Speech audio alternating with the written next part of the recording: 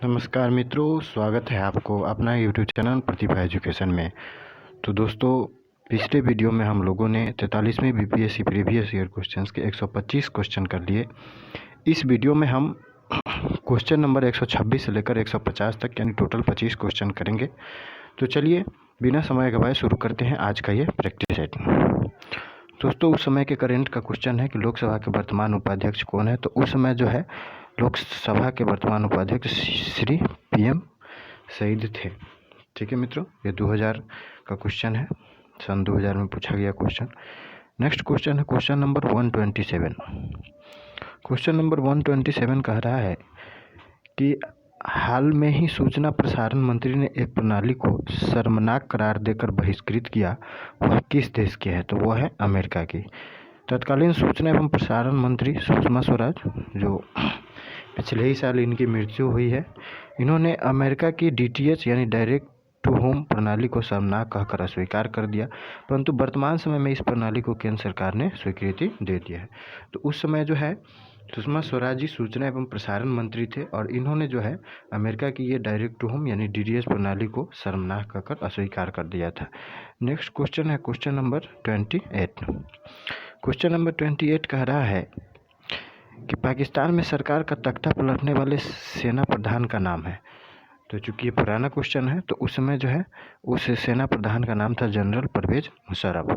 पाकिस्तान के तत्कालीन सेनाध्यक्ष यानी सेना प्रधान परवेज मुशर्रफ ने 12 अक्टूबर 1999 को वहाँ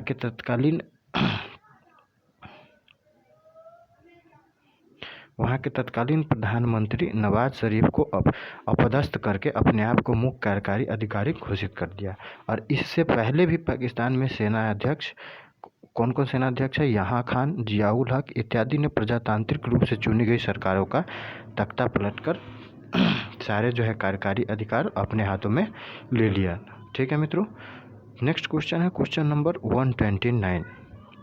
क्वेश्चन नंबर 129 कह रहा है कि वाजपेयी बस कूटनीति का किस देश से संबंध है। तो अटल बिहारी वाजपेयी जब प्रधानमंत्री थे तो वाजपेयी बस कूटनीति का संबंध जो है ये पाकिस्तान के साथ है। गुजरात डॉक्ट्रिन के तर्ज पर ही भारत के पूर्व प्रधानमंत्री अटल बिहारी वाजपेयी ने बस कूटनीति की शुरुआत भारत के पड़ोसी देशों से संबंध सुधारने के लिए की थी। यह भारत की विदेश नीति में महत्वपूर्ण परिवर्तन था। वाजपेयी जो है अटल बिहारी वाजपेयी, ये बस कूटनीति पाकिस्तान से संबंधित है, जिसके तहत भारत के तत्कालीन प्रधानमंत्री यानी उस समय अटल बिहारी वाजपेयी जी प्रधानमंत्री थे, तत्कालीन प्रधानमंत्री श्री अटल बिहारी वाजपेयी ने बस में सवार होकर लाहौर तक यात्रा की थी एवं लाहौर घोषणा पत्र के जरिए दोनों देशों में संबंध सुधारने का प्रयास किया। बस से भारत से लाहौर गए, पाकिस्तान के लाहौर गए और लाहौर घोषणा पत्र पर हस्ताक्षर हुए, परंतु उसके कुछ ही दिनों बाद जो है कारगिल युद्ध हुआ, जिससे इसका जो है घोषणा पत्र का उल्लंघन हुआ। नेक्स्ट क्वेश्चन है क्वेश्चन नंबर 130। क्वेश्चन नंबर 130 कह रहा है कि सन 1998 ईस्वी का दादा साहेब फाल्के पुरस्कार किसको दिया गया। तो ये दिया गया बी.आर. चोपड़ा को। किसको दिया गया? बी.आर. चोपड़ा को। तो बी.आर. चोपड़ा जिन्होंने महाभारत का डायरेक्टर किया है। तो यह पुरस्कार जो है सन 1970 ईस्वी से सूचना एवं प्रसारण मंत्रालय भारत सरकार द्वारा भारतीय सिनेमा में उल्लेखनीय योगदान के लिए प्रदान किया जाता है। कौन सा पुरस्कार? दादा साहेब फाल्के पुरस्कार। और 1998 में किसको दिया गया? बी.आर. चोपड़ा को। नेक्स्ट क्वेश्चन है क्वेश्चन नंबर 131। क्वेश्चन कह रहा है कि हाल ही में डीजल की कीमतें बढ़ाई गई है। क्यों बढ़ाई गई है? तो इसका आंसर सी है, अंतर्राष्ट्रीय मूल्य स्तर पर तदनुसार मूल्य निर्धारण हेतु जो कि पिछले सरकार के उठाए गए लक्ष्य का परिपालन है, इसलिए जो है डीजल की कीमतें बढ़ाई गई है। अंतर्राष्ट्रीय मूल्य के स्तर पर मूल्य निर्धारण हेतु जो कि पहली सरकार के द्वारा उठाए गए कदम का परिपालन है। प्रशासित मूल्य प्रणाली को समाप्त करने के उद्देश्य से अंतर्राष्ट्रीय बाजार के अनुसार मूल्य निर्धारण के उद्देश्य से हाल ही में जो है डीजल की कीमतें बढ़ाई गई। इससे सरकार के तेल पुल में घाटे का आकार कुछ कम होगा। अप्रैल 2002 ईस्वी से सभी पेट्रोलियम उत्पादन यानी मिट्टी तेल और एलपीजी लिक्विड पेट्रोलियम गैस को छोड़कर उसकी कीमत बाजार द्वारा निर्धारित होंगी। तो ये पुराना क्वेश्चन है, करंट अफेयर का क्वेश्चन है। नेक्स्ट क्वेश्चन है क्वेश्चन नंबर 132। क्वेश्चन नंबर 132 कह रहा है कि इंडिया टुडे का संपादक कौन है? तो इसका संपादक है अरुण पुरी। इसका आंसर सी होगा। नेक्स्ट क्वेश्चन है क्वेश्चन नंबर 133। डॉडट को अक्टूबर 1999 में भारतीय क्रिकेट टीम का कोच नियुक्त किया गया। तो 1999 में कपिल देव को भारतीय क्रिकेट टीम का कोच नियुक्त किया गया। नेक्स्ट क्वेश्चन है क्वेश्चन नंबर 134। क्वेश्चन नंबर 134 कह रहा है कि राष्ट्रीय खेल के किस खेल में पीटी उषा गोल्ड मेडल जीती? तो राष्ट्रीय खेल के जो है 100 मीटर और 200 मीटर के दौड़ वाले रेस में पीटी उषा ने गोल्ड मेडल जीते। नेक्स्ट क्वेश्चन है क्वेश्चन नंबर 135। मुरली मनोहर जोशी ने 10 मई 1999 को स्वदेशी विज्ञान आंदोलन का श्रीगणेश कहाँ से किया? तो इन्होंने जो है मुरली मनोहर जोशी ने 10 मई 1999 को स्वदेशी विज्ञान आंदोलन का श्रीगणेश कोचीन से किया। इसका आंसर बी होगा। नेक्स्ट क्वेश्चन है क्वेश्चन नंबर 136। क्वेश्चन कह रहा है कि कैबिनेट स्तर पर रेल मंत्री का नाम है। तो उस समय जो है रेल मंत्री थी ममता बनर्जी। उस समय रेल मंत्री थी ममता बनर्जी। नेक्स्ट क्वेश्चन है क्वेश्चन नंबर 137। निम्नलिखित में से PIO कार्ड स्कीम किससे मेल खाती है? तो PIO कार्ड किससे मेल खाती है? तो इसका ऑप्शन है, इसका है भारतीय मूल के उन लोगों से है जो विदेश में आवास रखते हैं। तो सही है। PIO कार्ड रखने वालों के लिए वीज़ा ज़रूरी है। सही है। इससे बांग्लादेश और पाकिस्तान के निवासी शामिल है। सही है।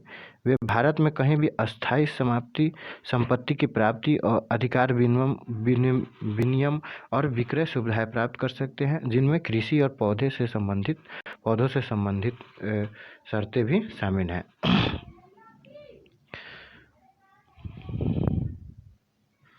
तो इसका आंसर जो होगा वो होगा डी, यानी कि उपरोक्त सभी।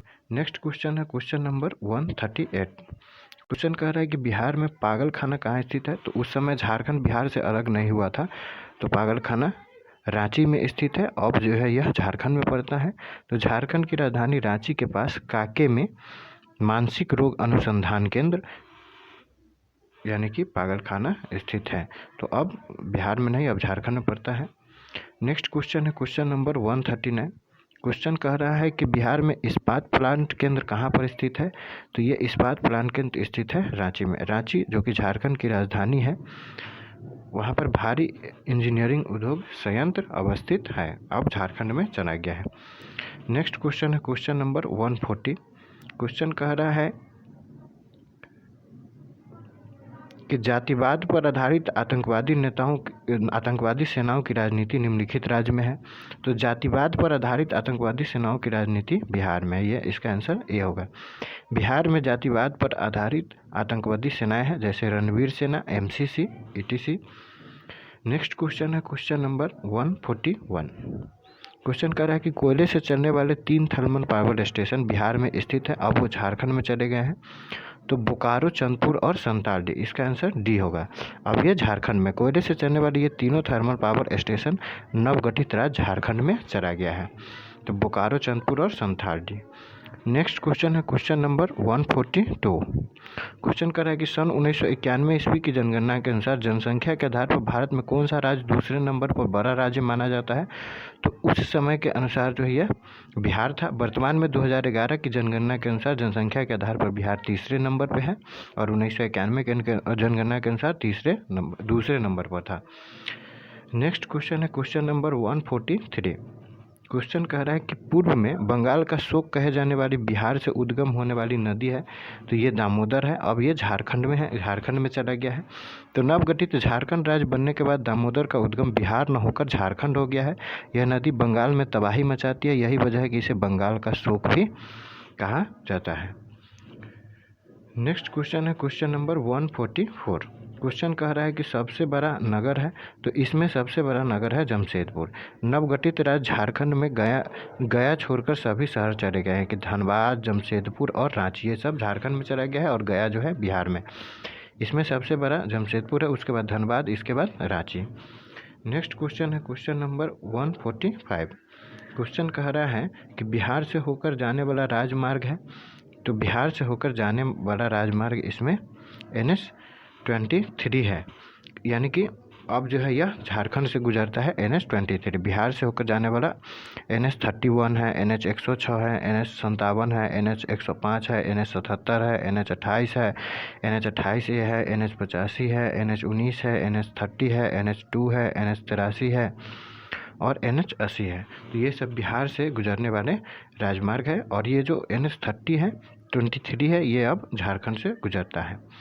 नेक्स्ट क्वेश्चन है क्वेश्चन नंबर 146। क्वेश्चन कर रहा है कि बिहार की सन 1981 से 91 के दशक में जनसंख्या वृद्धि की दर है। तो जनसंख्या वृद्धि की दर 23.54 है 1981 से 91 के बीच। तो 1981 से 91 के बीच 23.54%, 1991 से 2001 के बीच 28.4% और 2001 से 2011 के बीच 25.07%। नेक्स्ट क्वेश्चन है क्वेश्चन नंबर 147। क्वेश्चन नंबर 147 कह रहा है कि बिहार की सीमा से लगने वाले भारत के राज्यों की संख्या है। तो उस समय 4 थी, यानी कि जब झारखंड नहीं अलग हुआ था तब। अब जो है 3 सीमाएं लगती है। झारखंड राज्य बनने के बाद अब 3 राज्य से सीमा लगती है, यूपी से, झारखंड से और वेस्ट बंगाल से। तो अब 3 से लगती है।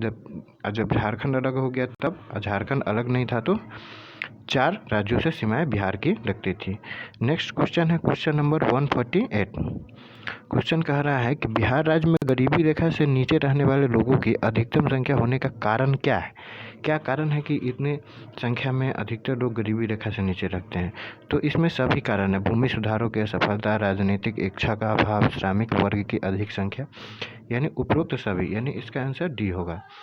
बिहार में गरीबी के अधिकांश संख्या के कारण भूमि सुधार की असफलता, राजनीतिक इच्छा शक्ति का अभाव, अकुशल श्रमिक वर्ग की अधिक संख्या, ये सब जो है बिहार में गरीबी के कारण है। नेक्स्ट क्वेश्चन है क्वेश्चन नंबर 149। लिनक्स एक नाम है। तो ये जो लिनक्स जो नाम है ये ऑपरेटिंग सिस्टम का नाम है।